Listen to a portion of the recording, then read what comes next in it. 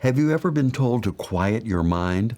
There's certainly a place for that, but in today's video we're going to talk about how to use the mind to help your spiritual life.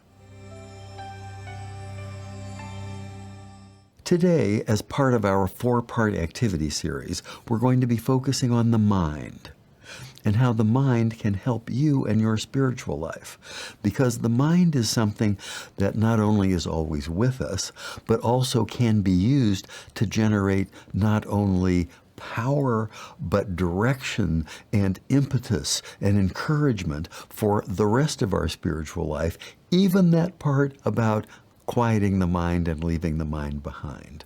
The mind is a very powerful tool, and let's talk about ways to use it.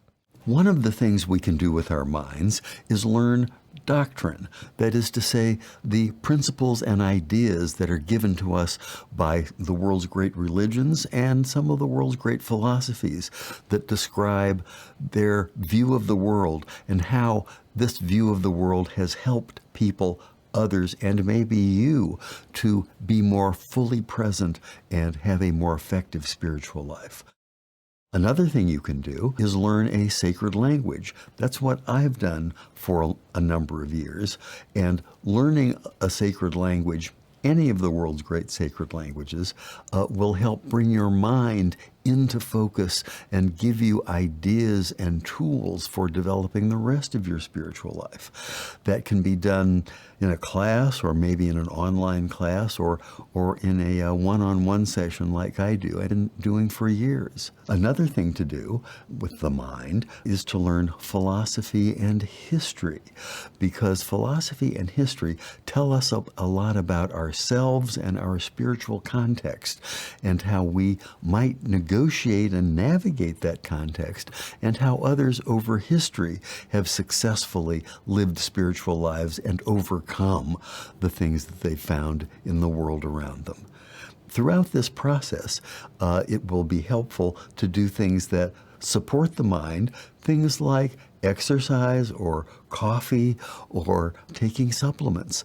Things like that can be real benefit when it comes to using the mind. And again, we want to use our minds because our minds help encourage us and tell us a lot about the rest of our spiritual life, even if at some point we want to leave the mind behind or make it quiet.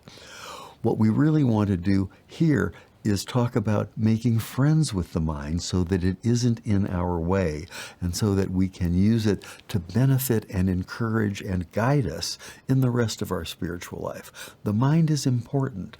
Let's use it. So how do you use your mind to support your spiritual life?